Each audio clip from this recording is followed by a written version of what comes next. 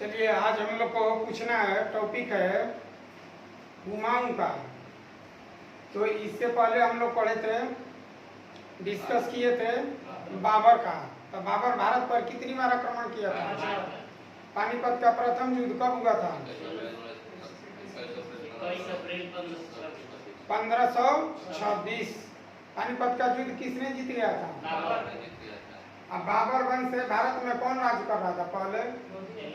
लोधी वंश। बाबर का अंतिम युद्ध कौन था? घाघरा का युद्ध। कौन ऐसा युद्ध बाबर ने लड़ा था जो पृथ्वी पर स्थल पर भी था और नदी पर भी था?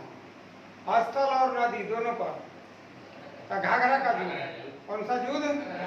घाघरा का युद्ध। बाबरनामा पुस्तक किस भाषा में लिखा गया है? बाबरनामा का फारसी में अनुवाद किसने किया था?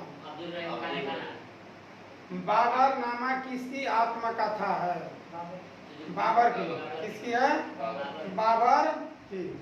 तो चलिए आज हम लोग पढ़ेंगे कि बाबर का उत्तराधिकारी कौन था। बाबर का उत्तराधिकारी कौन था? हुमायूं। हुमायूं का अर्थ क्या होता है? भाग्यशाली। हुमायूं का अर्थ क्या होता है? भाग्यशाली अर्थात किस्मत वाला। ठीक ना? अब बताए थे कि मुगल का अर्थ क्या होता है? बहादुर। और बाबर का अर्थ क्या होता है? बाघ। तो आप लोग को बताना है आज कि बाबर का उत्तराधिकारी हुमायूं था। तो हुमायूं ने भी अपने जिंदगी में बहुत से युद्ध लड़े। ठीक है। इनका मुख्य प्रतिद्वंदी कौन था? हुमायूं का विरोधी कौन था? तो शेरशाह। कौन था? शेरशाह।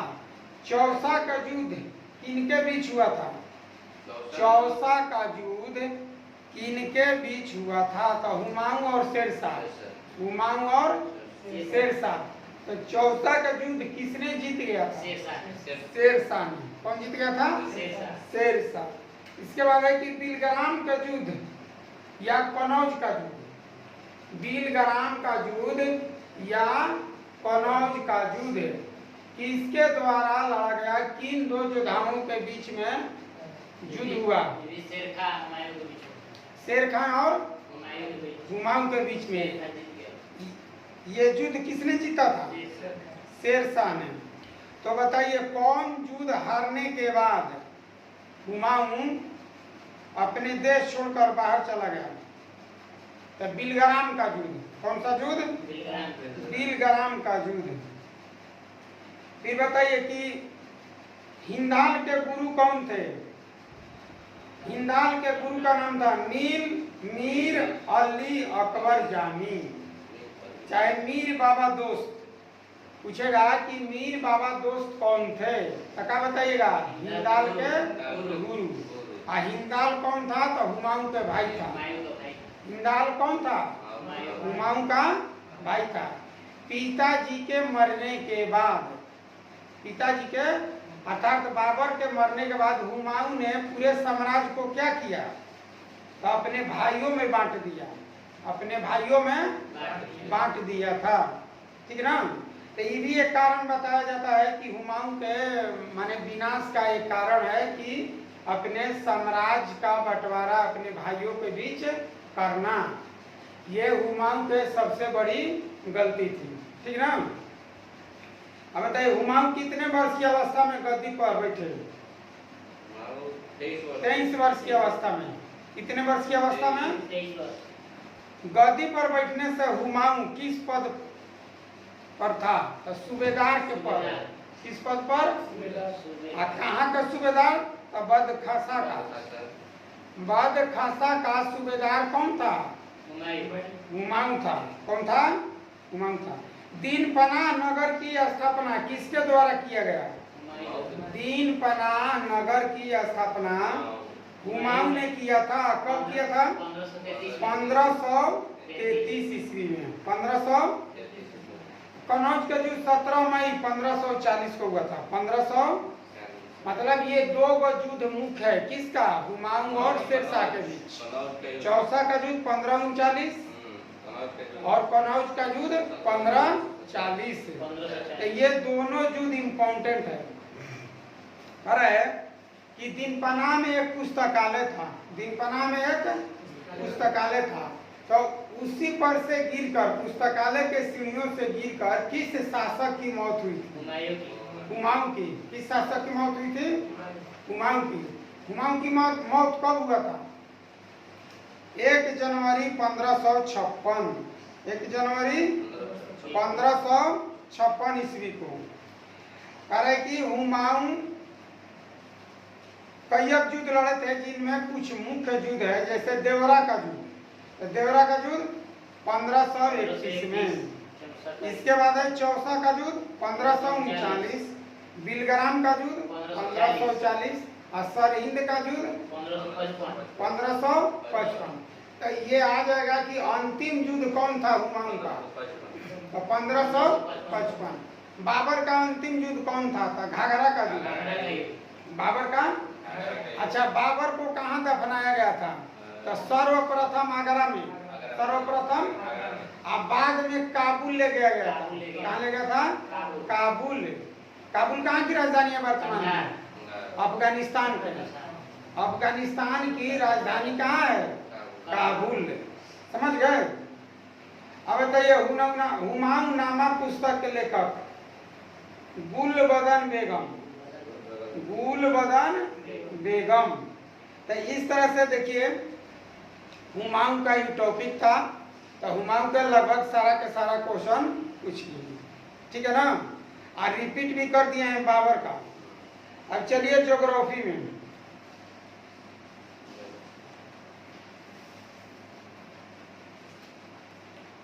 ज्योग्राफी में हम लोग पढ़ रहे थे भारत का भूगोल। भारत का भूगोल। आज आपको बताना है कि भारत के उत्तरतम बिंदु को क्या कहा जाता है? इंदिरा कौल। भारत के सबसे उत्तर यानी कि जम्मू कश्मीर, लद्दाख में, लद्दाख में इंदिरा कौल है। कहाँ है? इंदिरा कौल। फिर बताइए, भारत के मुख्य भूमि में दक्षिणतम बिंदु बताना है। दक्षिणतम बिंदु कन्याकुमारी है। अगर कन्याकुमारी कहाँ है? तमिलनाडु में। ये मुख्य भूमि में है। मुख्य भूमि में क्या है? कन्याकुमारी। अगर अंडमान निकोबार लीजिएगा तब आएगा आपका इंदिरा पॉइंट। क्या आएगा? इंदिरा पॉइंट। उससे अन्य नाम क्या है? पिग्मेलियन। पिग्मेलियन, चाहे पार्सन भी कहते हैं। क्या कहते हैं? पार्सन। पूछेगा कि पार्सन अवस्थित है कहाँ? तो ग्रेट निकोबार में। इंदिरा पॉइंट कहाँ है? तो ग्रेट निकोबार में। अब बताइए, भारत के पश्चिमी बिंदु कहाँ है? पश्चिमी, पश्चिम मतलब गुजरात में। तो गुजरात में कौन सा जगह है? गौहर माता है। कौन है? गौहर माता। गौहर माता है कहाँ? गुजरात में, अंतिम बिंदु है। इसके बाद बताइए, अरुणाचल प्रदेश का अंतिम बिंदु, अरुणाचल प्रदेश में किबुथु। क्या है? किबुथु। तो ये था कि भारत के चारों तरफ उत्तर, पूर्व, पश्चिम, दक्षिण, ये क्या है? तो सब अंतिम बिंदु है। क्या है? अंतिम बिंदु। अच्छा, भारत किस गोलार्ध में है? उत्तरी गोलार्ध में। भारत और चीन के बीच कौन सी रेखा खींची गई है? मैकमोहन रेखा। भारत और चीन के बीच यह कब खींचा गया था? 1914 ईस्वी में। कब? 1914 ईस्वी में खींचा गया था। अब बताइए, भारत पाकिस्तान के बीच कौन सा रेखा है? भारत और पाकिस्तान के बीच रेड क्लिफ है। रेड क्लिफ रेखा कब खींचा गया था भारत और पाकिस्तान के बीच? 15 अगस्त 1947। 15 अगस्त 1947। सर्वप्रथम डुरंड रेखा किन दो देशों के बीच था? तो भारत और अफगानिस्तान। 1896 ईस्वी में डुरंड रेखा किन दो देशों के बीच था? भारत और अफगानिस्तान। अभी वर्तमान में किन दो देशों के बीच है? अफगानिस्तान और पाकिस्तान। अफगानिस्तान और पाकिस्तान। जब पाकिस्तान अलग हो गया तो वही रेखा किसके साथ हो गया? पाकिस्तान के साथ हो गया, क्योंकि वह हिस्सा किसको मिल गया? पाकिस्तान को। ठीक ना? कितने ऐसे देश हैं जो जल और स्थल के साथ भारत के साथ लगे हैं? जल और स्थल, जल और स्थल, तो 3 गो देश है। कौन कौन है? बांग्लादेश, म्यांमार और पाकिस्तान। भारत में जल स्थल से लगने वाले 3 देश, बांग्लादेश स्थल और जल दोनों तरह से लगा है, म्यांमार और पाकिस्तान। फिर बताइए भारत का जो मानक समय है वह कहाँ से गुजरा है? भारत का मानक समय, हाँ, नैनीताल नहीं, नैनीताल नहीं है, नैनी है। नैनी कहाँ जगह है? इलाहाबाद में। तब पूछता है कि कितने डिग्री देशांतर को भारत का मानक समय कहा जाता है? 82.5 डिग्री पूर्वी देशांतर, 82.5 डिग्री पूर्वी देशांतर को कहा जाता है। तो ये बताइए भारत का मानक समय ग्रीनविच से कितने घंटा अधिक है? ग्रीनविच से 5.5 घंटा। ग्रीनविच क्या है जी? तो लंदन में एक रेखा है जो 0 डिग्री देशांतर को कहा जाता है। 0 डिग्री देशांतर ग्रीनविच है वो, और वही से सारे दुनिया का टाइम का जिक्र किया जाता है। तो पूछ देगा कि ग्रीनविच कहाँ है, तो क्या बताइएगा? लंदन। क्या बताइएगा? लंदन। तो आप बताइए कि 82.5 डिग्री जो देशांतर है, पूर्वी देशांतर, यह किन किन राज्यों से होकर जाती है? किन किन राज्यों से होकर जाती है? बोलिए। 5 राज्यों से। 5 राज्य कौन कौन है? यूपी, हाँ, उड़ीसा और आंध्र प्रदेश। ध्यान से सुन लीजिए, यूपी, एमपी, छत्तीसगढ़, उड़ीसा और आंध्र प्रदेश। तो इन 5 राज्यों से होकर भारत के मानक समय गुजरता है। अगर आपसे यह पूछ लीजिए कि कौन ऐसी रेखा है, काल्पनिक रेखा, जो भारत के बीचों बीच से होकर गुजरती है, देशांतर में बताना है, तो यही बताइएगा 82.5 डिग्री। कौन? 82.5 डिग्री। अब है कि कर्क रेखा पर कितने राज्य हैं? 8। कर्क रेखा पर कितने राज्य हैं? 8। तब पश्चिम से पूरब क्रम बताना है, पश्चिम से पूरब। तो क्या बताइएगा?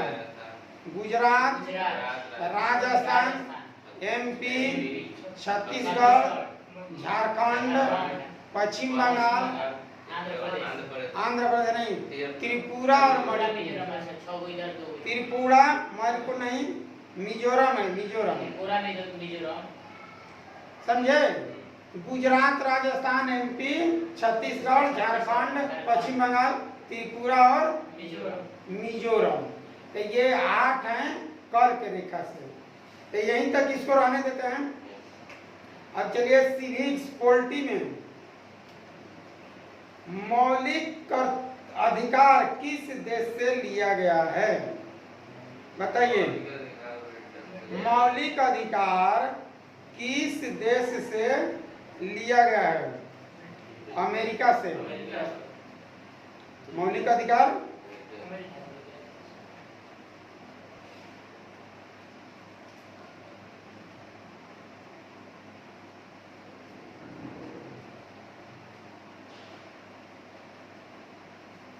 मौलिक अधिकार किस देश से लिया गया है?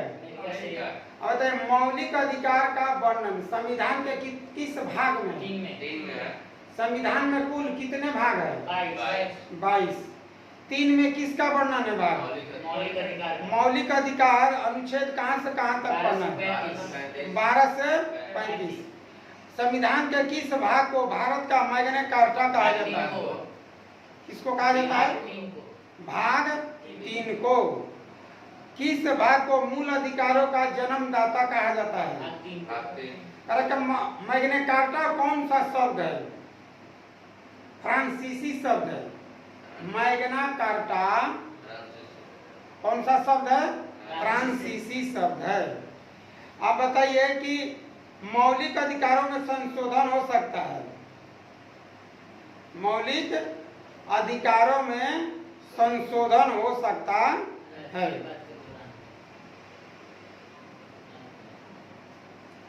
अब बताइए कि मौलिक अधिकार कौन कौन है? वर्तमान में कितने मौलिक अधिकार हैं? 6 मौलिक अधिकार कितने हैं? 6 वर्तमान में। पहले कितना था? 7 था। पहले कितना था? 7। अब संपत्ति का अधिकार हटा दिया गया है। संपत्ति का अधिकार तो आर्टिकल 12 से लेकर 36 तक पढ़ना है, 35 तक। तब आर्टिकल नंबर 12 में किस चीज का वर्णन किया गया है? 12 में आर्टिकल नंबर 12 तो राज्यों का वर्णन है। आर्टिकल नंबर 12 राज्य की परिभाषा। राज्य की परिभाषा किस आर्टिकल में है? 12। तो राज्य की परिभाषा क्या है? तो बताए थे कि जितनी भी सरकारी संस्थाएं हैं उस सब किसके अंतर्गत आती है? जैसे आरबीआई, एसबीआई, जितना बैंक हो गया, स्कूल, कॉलेज, यूनिवर्सिटी, जितनी माने सरकारी कंपनी है, रेलवे वगैरह भी सब, सेल, वेल, गेल, ये सब क्या है? सब राज्य है। तो इसकी परिभाषा कहाँ दी हुई है? तो article number 12। Article number 12।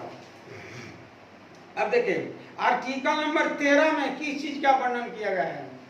Article number 13 तो पूछा है कि हमारे संविधान में कितने आर्टिकल हैं? बोलिए। 395। 395। अगर 395 में सबसे महत्वपूर्ण आर्टिकल अगर बताना हो तो आर्टिकल नंबर कौन सा है? Article number 13। कौन है? 395 आर्टिकल में सबसे महत्वपूर्ण कौन है? 13। ताकि 13 में क्या लिखा गया है? तो 13 में है कि अगर मूल अधिकारों का हनन हो, मूल अधिकार का हनन हो, तो हम आर्टिकल नंबर 13 के तहत सुप्रीम कोर्ट या हाई कोर्ट में अपील कर सकते हैं। समझे? अच्छा ये बताइए मूल अधिकार वाद योग है या नहीं है? तो वाद योग है। समझे? मतलब मूल अधिकार समाप्त करने पर हम कोर्ट कचहरी जा सकते हैं, जा सकते हैं। इस पर कानूनी कार्रवाई किया जा सकता है। समझे? यानी कि जो मूल अधिकार दिया गया है नागरिक को, तो उस अधिकार को सरकार छीन नहीं सकती है। छीनने पर हम क्या करेंगे? कोर्ट चले जाएंगे। समझे बात को? तब 12 हो गया, 13 हो गया। अब बताइए समता का अधिकार है। समता का अधिकार क्या है? 14 से 18। 14 से 18। स्वतंत्रता का अधिकार 19 से 22। शोषण के विरुद्ध अधिकार 23-24। धार्मिक स्वतंत्रता 25 से 28। और संस्कृति एवं शिक्षा का अधिकार 29 से 30। और संवैधानिक उपचारों का अधिकार 32। तो इतना ही आज तक हम लोग को सुनना था, डिस्कस करना था। अब थोड़ा आप लोग बताइए, विविध से क्वेश्चन पूछते हैं। बताना को कि भारत में प्रथम महिला, 10 क्वेश्चन पूछा जाएगा आपसे कि भारत की प्रथम महिला राष्ट्रपति, भारत की प्रथम महिला प्रधानमंत्री, भारत की प्रथम महिला लोकसभा अध्यक्ष मीरा कुमार, लोकसभा के प्रथम महिला महासचिव स्नेहलता श्रीवास्तव, भारत की प्रथम महिला राज्यसभा उपसभापति वायलेट अलवा, वायलेट ई प्रथम राज्यसभा में उपसभापति बनी थी। भारत की प्रथम महिला केंद्रीय मंत्री राजकुमारी अमृत कौर, राजकुमारी अमृत केंद्रीय मंत्री थी। फिर भारत की प्रथम महिला सांसद राधाबाई सुब्बाराय, भारत के प्रथम महिला राज्यपाल सरोजिनी नायडू, कहाँ के बनी थी? यूपी की। यूपीएससी की प्रथम महिला अध्यक्ष रोज मिलियन बैतू। भारत की प्रथम महिला शासिका, भारत का प्रथम governor general Lord William Bentinck. Bharat का अंतिम governor general Lord Canning. Bharat का अंतिम वायसराय स्वतंत्र भारत का प्रथम गवर्नर जनरल। तो आज यहीं तक रहने देते हैं, ठीक है ना? ठीक है, ओके, थैंक यू।